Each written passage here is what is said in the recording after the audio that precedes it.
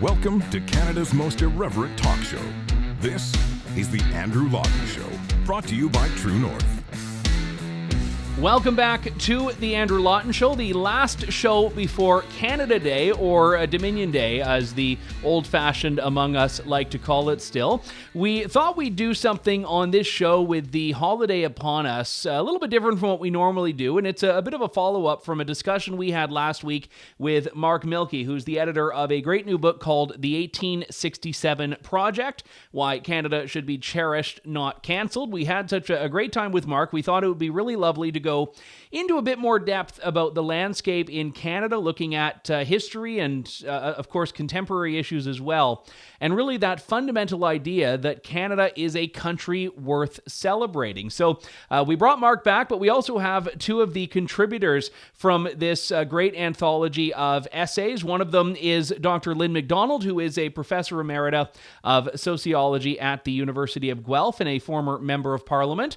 We also have Dr. Rima Azar, who is an associate professor of psychology at Allison University, and of course, Dr. Mark Milke, the editor of this and the publisher as well. He is the president of the Aristotle Foundation. It's wonderful to have all three of you here joining us, and thank you so much for your wonderful contributions to this.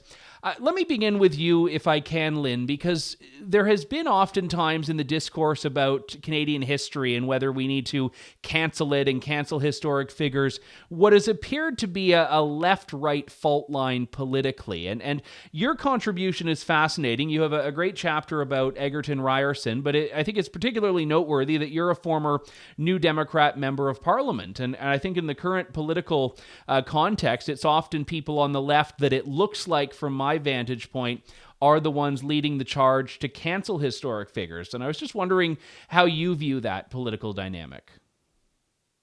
Well, you're right. And it's very embarrassing for somebody on the left, which I still am, to see people whose other views I respect and share, to have jumped on the bandwagon, to have been uncritical.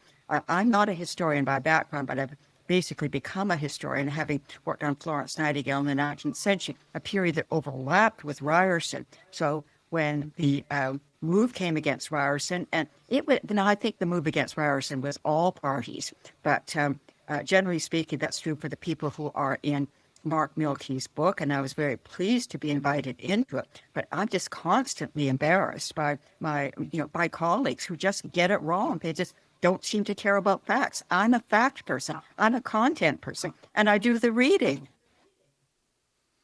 Yeah, and in the case of Ryerson in particular, here's a guy who is responsible in large ways, as Mark and I were talking about a bit last week, for public education in Ontario, which is, again, something that is pretty widely accepted and widely regarded among people in all parties, but certainly people on the left should be celebrating that. So what is it that you think makes it so difficult for them to overlook these things, to focus only on the negatives? Well, they don't understand history at all. What Ryerson did was revolutionary at the time. Now, he himself had trouble with political parties. And so he was well connected with Mr. John A. Macdonald before he became Sir John A. in 1867. In effect, John A. Macdonald was his boss when Ryerson was a civil servant. He couldn't get anything through without persuading people. So he had to persuade people of any party, and he did. And what he did in Ontario was revolutionary. It influenced the education systems for the rest of the country, and it even influenced the education system in the UK. And it was, as to say, you can't put a party label on him, but he was, well, possibly a very progressive conservative. He certainly was he certainly wanted a substantial public sector. There should be a free public education system. We don't understand that now. He didn't have a boss as Minister of Education. There was no Minister of Education. Eventually his position became Deputy Minister of Education. But at the time, education was entirely private. If you could pay for it, you got it. But he was a person who saw an important role for the public sector. And like Tommy Douglas did on health care. But people get it in the NDP about Tommy Douglas, but they don't seem to get it about Egerton Ryerson. I'll go to you on this, Rima. I know that your chapter focuses on identity politics, so not Canadian history per se, and you look at your experiences from Lebanon and how they relate to the Canadian trends and the Western trends we're seeing on this. But I'll ask you in that similar vein about the left-right issue here. Do you view the identity politics issue as being a left-right one, or do you think it's more broader than that? Do you think it's broader than that?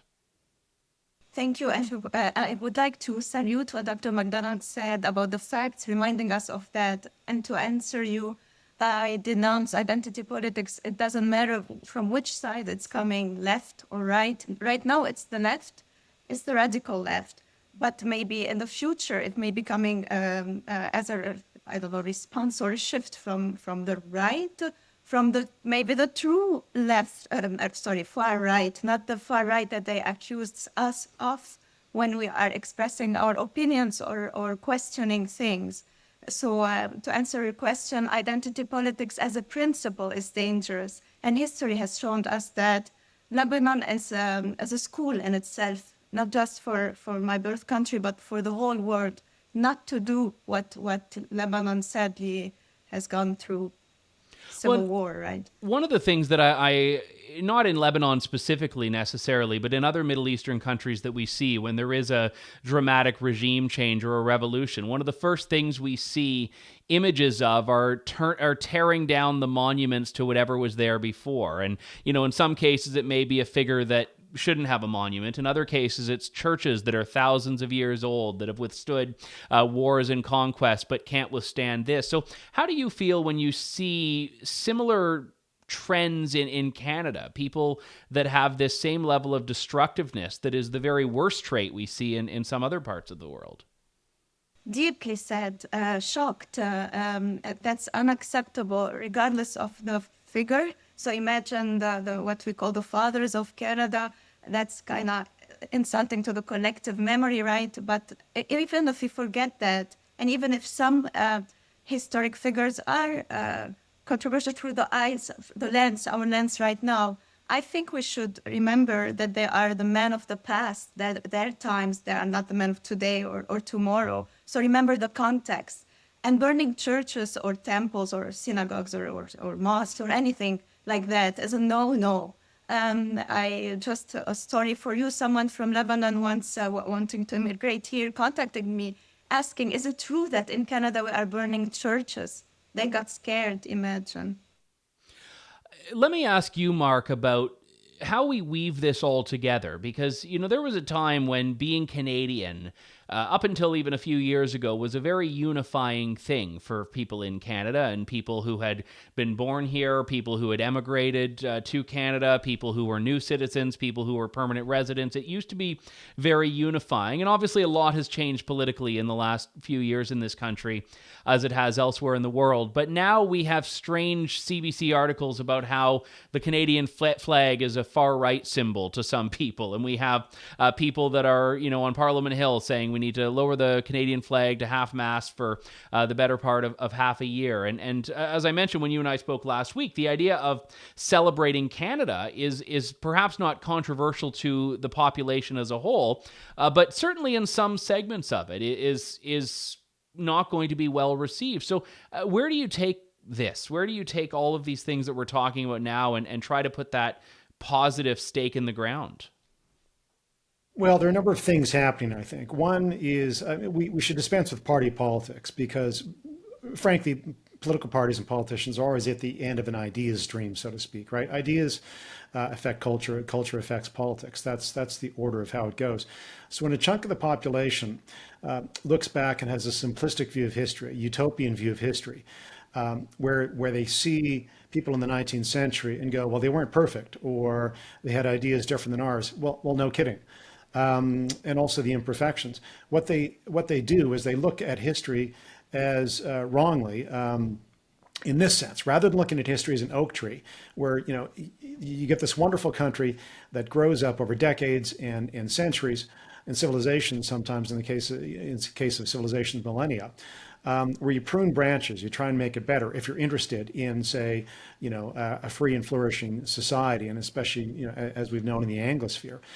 We have people today that see a flaw in history and a flawed limb on the tree, And rather than just cut off the limb, which has already been done historically, we gave women the vote in the 1910s. We restored the vote to Indigenous people that never should have been taken away in 1960, and so on and so forth. Rather than look at the oak tree as a project that shelters people over the decades and centuries, you have people that see a flaw in history or now and want to take it down. And I think actually the rise of social media and the internet exacerbates this. I mean, think about this. 50 years ago, if you wanted to keep something in the headlines continually, think about the Watergate scandal, right? The three major networks and newspapers had to be on that day after day after day. That's how you kept something in the public consciousness. These days, with the rise of the internet, you can take an event from 1,000 years ago or 500 years ago, and you read about it, or someone creates a video about it, and it seems real today, and you feel bad for the victims, as you should. But here's the thing. The victims and the oppressors are long dead. And if you bring that into the present and you make simplistic connections, as people do, and say, well, what happened 150 years ago affects outcomes today, as people often do. Bill Clinton once blamed 9/11 partly on the Crusades. But of course, the Crusades didn't exist in isolation. You know, there was the Moors attacking the Christians attacking the Moors. The Crusades came in that chain of things. But Bill Clinton was simplistic. It was ridiculous. The Crusades had been forgotten by the mid-19th century until anti-colonialists brought it up again in the mid-19th century, as one way to get rid of colonialists. So, the simplistic connection of terrible events in history that somehow affect us yet today. And the problem is that's really not sensible. And the left-right divide, I don't think actually matters either. Not only do the political parties not matter, I'm not sure left-right is a good way to view things in most cases. The left-right continuum kind of came up because of the French Revolution. The conservatives were on the right, the revolutionaries were on the left. That's how this concept came up. But fundamentally, the problem in human history, I would argue, there's a couple of things. One, people are always tribal. And it took a lot to get them away from being tribal based on color or ethnicity or birth, and get them to be tribal about good ideas, right? Open markets, the worth of the individual, the moral equality of the individual, which I think is, I think it's quite clear that came from a monotheistic, view and Judaism and Christianity in particular. These idea developments in history, we got people away from being tribal about things that are not changeable to hopefully being tribal about good ideas, right? It's why people in Hong Kong today will still reference the British Empire, British colonial period positively because of the freedom that they were given vis-a-vis now the regime in Beijing. So there's a number of things happening. But basically, I think the people attacking history in one sense are utopian. I think they're anti-history. They're anti-idea and they're anti-informed history. And social media just exacerbates that and exacerbates the divisions. So I think somehow you need to get people to, again, think about what are good ideas. If you're Indian, for example, yes, of course you didn't want to be ruled by the British, but it's a reality of history. But you can take the English language, you can take the fact the British abolished sati as good things from the British Empire and leave the rest. But again, people are not making distinctions these days. So there's a number of things going on, but I do think social media probably exacerbates the potential to be tribal in the very old-fashioned negative sense. Well, and I think that's an important dynamic of this as far as the how and perhaps the why, because, my intention was to focus on the Canadian history, but we have a sociologist and a psychologist on the panel, so we can perhaps dig into some of the pathologies of this a little bit. And I'll ask you, Lynn, where you think the motivation is behind a lot of this cancellation, because I think some of it is not coming from, in fact, most of it, I would argue, is probably not coming from people with deep-seated, principled views of history, as you've indicated, and understandings of history. I think a lot of it is bandwagoning, where people see someone else said something bad about Ryerson, so, I like them, so if they don't like Ryerson, then I must not like Ryerson, and no one's really critically evaluating at any step of this process why we have to cancel this figure. And even the Canadian flag. I mean, lowering the Canadian flag to half-mast for, again, 5 months, I think it was a profoundly damaging symbol and dangerous precedent, I believe. But if you're someone that is motivated to do that, it's amazing how inconsequential a gesture it really is. You're saying, we as a country are perpetuating ongoing genocide, and all we're going to do is lower the flag. Like in that case, it's not actually achieving anything for them. So I'll ask you where you think this is coming from, because I do not believe, and you may disagree, that there is this deep intellectual process that's behind a lot of these efforts. Well, there certainly isn't a deep intellectual process or even elementary fact-finding. I would say presentism is a big problem. There's also one-personism or culpritism. Presentism, people think of the past in terms of today. For example, Sir John A. Macdonald was racist, no doubt about it. Plenty of things were racist that he said, and he was quite typical of his time. But that's 1885 that I'm particularly talking about, Chinese exclusion. Well, the Universal Declaration of Human Rights is 1948, after World War II. So between 1885, you had a World War I, you have Woodrow Wilson's 14 points, you have World War II, you have the Holocaust, and racism seems like a very bad idea then. And people got onto it. Incidentally, Tommy Douglas's Bill of Rights was 1947, even a year before the Universal Declaration of Human Rights. And Diefenbaker got in 1960. But those were things much later. What are people going to say now? Yeah, and I think you raise an important point there. And I mean, gay marriage is an interesting one in Canada because 20 years ago, gay marriage was kept illegal by a vote that involved pretty much all parties in Parliament. And now you wouldn't find a single party whose members would vote as a bloc in the same way. So things do change, perspectives do change, and I'll go back to the pathology aspect of it for a moment, Rima. I know you're a psychologist, and when you see people that have this profound level of, I mean, I don't know if guilt is the best way, that this idea of national guilt or national shame, what drives that? Very interesting. It's very hard to answer that question because there are so many factors. There's the guilt that when we're looking at that past and stories that disturb people, obviously they feel they are in a grief somehow, or maybe they thought their country was perfect and they are discovering that it's like all countries in the world. It's not. So I think maybe it's good to remember that we can have mixed feelings, especially in a grief journey or growth journey. We can have two contradictory ideas at the same time. We can see someone has done some goodness, but someone could be also has done some bad things at the same time, willingly or not, or depending on the context. So the nuance is missing. And I think the book, Dr. Milke's book, Mark's book, that book is amazing for the nuances. What I learned from each chapter, especially your chapter, Lynn, I didn't know those details myself. Well, and to go back to the identity politics aspect, Rima, one of the things that's so damaging about a lot of these political discussions is that they're really aiming to divide. I mean, people, to Lynn's point, are not looking to have an honest discussion about this and say, how do we contextualize history? How do we understand it? What do we make of it? What's the proper role of us as historians, as Canadians, whatever the case is? It's about pitting people against each other and pitting groups against each other. And that is really what, in my conceptualization of it anyway, identity politics is all about. I totally agree. It is like we have been divided now in Canada into groups and subgroups and acronyms, and it's at the same time almost funny because, like, let's say myself, I should fit that acronym of BIPOC, I think it's called, or whatever acronym, the whole long thing, the Black people of color. I don't know what's my color actually. So it doesn't make any sense. How can someone with the same skin color as myself from Chicoutimi be kind of similar to someone from Alberta? Like, the language is not the same, the experience is not the same. We are richer than that. We are human beings. Each person has a combination of all the experiences and then the parts of the identities in one person, and we are dismissing that, and that's sad.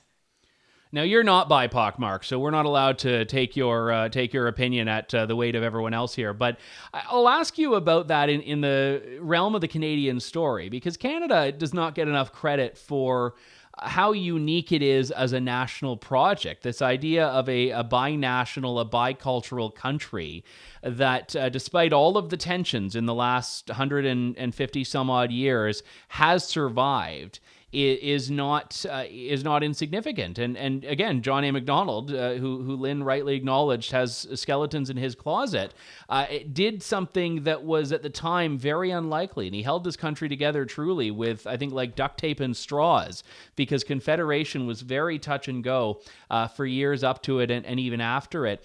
And the idea of celebrating the survival of Canada over the years is something that I don't feel happens enough. Well, certainly not anymore. And, one of the reasons we wrote the 1867 project, and Lynn contributed and Rima contributed, and so did 17 other people, is to try and add some nuance to history, which we hope would give people some, modesty, so to speak, that make outrageous claims. So let me give you a clear example. And again, part of this goes back to what you just mentioned, which is that, yes, it was a complicated project to put Canada together in the first place. There were divisions then. They were different than today. There might have been between high Anglicans and Methodists, for example, right? On the Protestant side, Catholics were seen as not worthy of joining the Canadian project because they were considered illiberal. Right? They thought, Protestants of the 19th century thought Catholics would take the orders from Rome, right? So Protestants were suspicious. I mean, there were tensions back then and divisions, but what managed to overcome them again was this notion of the worth of the individual. That seed was there in the 19th century. And but part of the problem is, again, we divide into tribal, we divvy off into tribes, maybe almost naturally in human history. And you have to consciously think, I'm going to look at the person here, especially in law and policy, as an individual in law and policy. Governments have to do that. But look, the other way to approach this is to tell stories to remind people of history and hope it wakes them up. Let me give you a clear example, because the problem again, because of this tribalism, we just think, if we're at the top of the heap, so to speak, or people favor us today, then we must be perfect. If you go back to the 1950s and before, if you look at John Wayne movies and others, I think arguably there was a fair amount of racism there and racist assumptions. Or, the indigenous person is always, subservient to the, heroic white guy. I think fairly enough, if you're indigenous and you look at that and you go, good grief, what was happening back then? But again, that was back then. Today, you can flip it over where people can romanticize indigenous culture. And frankly, both sides, if I can put it that way, and it's not a left-right thing, it's a tribal thing. Both sides, miss the point, which Alexander Solzhenitsyn, the famous Soviet dissident, talked about or wrote about in the Gulag Archipelago. When he was a prisoner in the Gulag, there were people then, as before, that looked at other groups and said, well, if we get rid of them, because they're the problem, we'll have a good society. And Solzhenitsyn wisely understood and articulated this point. The dividing line between good and evil runs through every human heart. If you understand that, and you understand the dangers of tribalism, at least based on unchangeable characteristics as opposed to ideas, but even perhaps ideas. The Nazis had bad ideas, and plenty of people were tribal about that. But if you understand Solzhenitsyn's point, then it should bring a bit of modesty. But then you also have to be honest about your own, so to speak, history. And again, I don't think we have to attach ourselves to one's own ethnic history. My background is German. I wouldn't take anything from Germany's governance over the last 2 centuries or 5 centuries. I much prefer the Anglosphere model of the focus on the individual and the rule of law and free markets and free expression and so forth. So you can detach yourself from your ethnic or colored history, the color of your skin and the history that some people will attribute to that, as if everyone had the same history. But it also helps out to bring other stories. One of my favorite stories about mid-century British Columbia from the 19th century is how 30 black Californians moved to Victoria in 1858. And remember that California at this point is very prejudiced. It's not part of the South, but it might as well be. American states, even in the North and even in the West, are very prejudiced against black Americans. 30 black Americans move up to Victoria. They are welcomed by the Archbishop of Victoria. They are welcomed by Governor James Douglas. And they're able to become citizens after 2 years. They can run for city council, for the school board. They encounter some prejudice. It happens to be up island from an indigenous First Nation, the Cowichan. Now, I say that And the indigenous in British Columbia had slaves in the late 19th century, which the British colonialists were trying to abolish the practice of slavery. I say that because, again, back to Alexander Solzhenitsyn, the dividing line between good and evil is not between your tribe and my tribe. It's, again, in every human heart, and every human civilization has a mixture of both usually. And so if you recognize that, then you become more modest. Whites should have been more modest about and recognize their own evil in racism before they did. And in, again, movies of the 1940s and 1950s and before. But I think there's a temptation today because of, the past abuse of indigenous peoples to now romanticize indigenous history, which overlooks the Aztecs or overlooks indigenous slavery. And I only bring up these points not to beat up on indigenous history, but to simply say, again, everyone is part of the same human project. And if you make the mistake of thinking your group, if only you ran things, that's the temptation of power. And I got to tell you, the temptation of power, is intoxicating, but it makes you think you're perfect. None of us are. There is a difference between recognizing history and historic figures and venerating historic figures. And this is often, I find, where the debate gets a little bit tricky, because it's one thing to say, yes, we are not going to cancel this person, we're not going to rip them out of the history books, but we'll talk about the bad and the good. And, we'll cast everyone as a complicated figure with a dark side and a bright side. And I'll ask you about this, Lynn. I mean, there are lots of examples of this. You mentioned Tommy Douglas earlier. He once called homosexuality a mental illness, but again, was the father of Medicare, which has been a very central part of Canadian identity for a lot of people. And you look at Nellie McClung, one of the most prominent suffragette in Canada, and she was an advocate for eugenics. So these are not unknown things. You could find it with everyone, whether you want to talk about John A. Macdonald, Winston Churchill, Mahatma Gandhi, and so on. So how do you think, or what is the lens you think we need to take to these figures? Where do you think we should just say, you know what, the good outweighs the bad, we're going to celebrate them? Or do you think we need to approach with a bit of a less celebratory attitude to these people, even if they had tremendous achievements? I think we have to take each one into account on their merits and demerits. Now, I particularly worked on Ryerson and to some extent on Henry Dundas, and they are both people for whom the current rhetoric is dead wrong. They got it exactly the opposite. In the case of Ryerson, he was a friend of Indigenous people. He learned to speak Ojibwe. He was named a brother and given an Ojibwe name, and yet he's treated as the architect of the residential school system. He was branded that way. And a plaque is put up next to a statue, supposedly to contextualize what he did. It didn't contextualize. It added fresh accusations and did an extraordinary thing of argument by splicing. And so put next to him the horrible things that happened in residential schools as if he were responsible for them.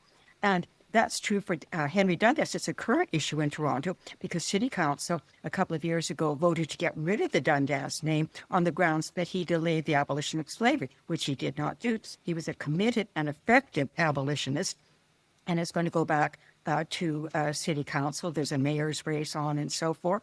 And yet his merits as an abolitionist are very strong. He as a lawyer, got rid of slavery in Scotland by arguing a case before the law lords of a runaway slave.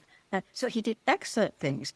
And the arguments used against him for delaying the abolition, people don't make the distinction between emotion in the House of Commons and getting a bill through. You don't have a law to do anything until it goes to the House of Lords as well. So that just the level of incompetence on this is really quite shocking. I think you have to look at them one at a time. Sir John A. Macdonald, he wasn't racist, but it can be contextualized. You look at the context and you look at the time. That's quite fair. He made enormous contributions to getting French and English, Francophone and Anglophone together, and Catholic and Protestant. Just an enormous contribution there.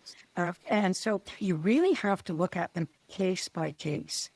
I know you've gone through this in your own ordeal, Rima, which, at True North we've covered, and we don't have time to rehash it in full here. But the one thing that and we can observe here is that once the mob or the class that is driving the mob has decided that someone is a bad person, the facts don't seem to matter. And you see exactly what Lynn just described there. Once we've decided that this is our objective, we'll get there however we want to get there.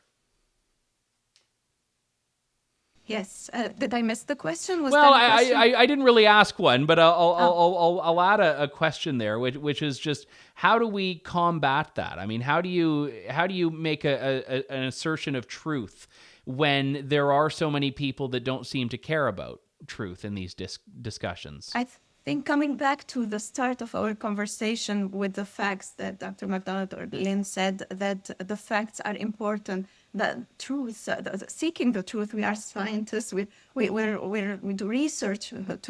We have hypotheses. We want to test them. So coming back to facts, but also denouncing censorship when it's toward anyone, people we don't agree with, before those whom we agree with, as a principle. Same thing for violence. So like statues being torn down, that's a no-no. That's vandalism. Or buildings like churches, not any building, it's a church. Some people escaped. I remember a story in Canada, escaped from Egypt, I think, a Coptic church, and to see their church here in Canada being vandalized. Again, the emotions, and again, the guilt and all this, we understand that. But some things are just unacceptable, and we should avoid the double standards as much as possible, I think. That's a very, very eloquent way of putting it. Because it is Canada Day tomorrow, or again, Dominion Day, I have to just always stick that in anytime I say Canada Day. I am going to ask everyone on the panel a question which will be easier for the latter two, because you'll have a couple of moments to think about it here. We'll start with you, Mark. What's one thing you absolutely love about this country? Well, I love its natural beauty. So I live near the Rocky Mountains, and for whatever reason, there's a combination of, when you get out into the Rockies and do some hiking, for me anyway, you feel Canadian, because it's just, you take a deep breath, you look at the grandeur of this country, and you think, yes, this is worth celebrating. So we can get all philosophical as I do, and celebrate the achievements of various people in its history, and how we've built this massive oak tree that shelters tens of millions of people beneath it now, and has for a very long time. But there's something about the nature of Canada that just fills me up with pride and awe. All right. Well, that is a lovely answer. And yes, nothing like that mountain air, despite the weather in your province some of the year. Lynn, what would yours be? What's something you love about Canada? Okay, well, I won't go on about canoe trips, but I do share what Mark was saying. I would say that as a Canadian and a Canadian woman, and after all, we were brought up to be inferior to the guys, I went off from having gone to UBC, having grown up in Westminster, British Columbia, and I went off to do my PhD at the London School of Economics, kind of the capital of the world, London. And I felt perfectly confident. I was a Canadian. This is London. Well, I'm here. And I can cope with it all. I thought that I had a good background by being a Canadian. All right, wonderful. And we'll give you the last word, Rima. I will add to what both of the speakers have said. The winter, I love winter, but also definitely the men and women are equal. We have a rule of law. Hopefully we'll keep it for everyone. And all what is Canadian in that sense. And the kindness of people. We're so kind to the point that we think we're the worst races of the world, I think. Well, that is a lovely, lovely note on which to end. Thank you, all of you, for coming on and for sharing your stories in this wonderful new book, The 1867 Project, Why Canada Should Be Cherished, Not Cancelled. You can get that on Amazon, published by the Aristotle Foundation. Mark Milke, Rima Azar, and Lynn McDonald. Do hold on just a moment once we wrap, but thank you so much. We will talk to you all next week on The Andrew Lawton Show here on True North. Thank you, God bless, and happy Canada Day. Thanks for listening to The Andrew Lawton Show. Support the program by donating to True North at www.tnc.news.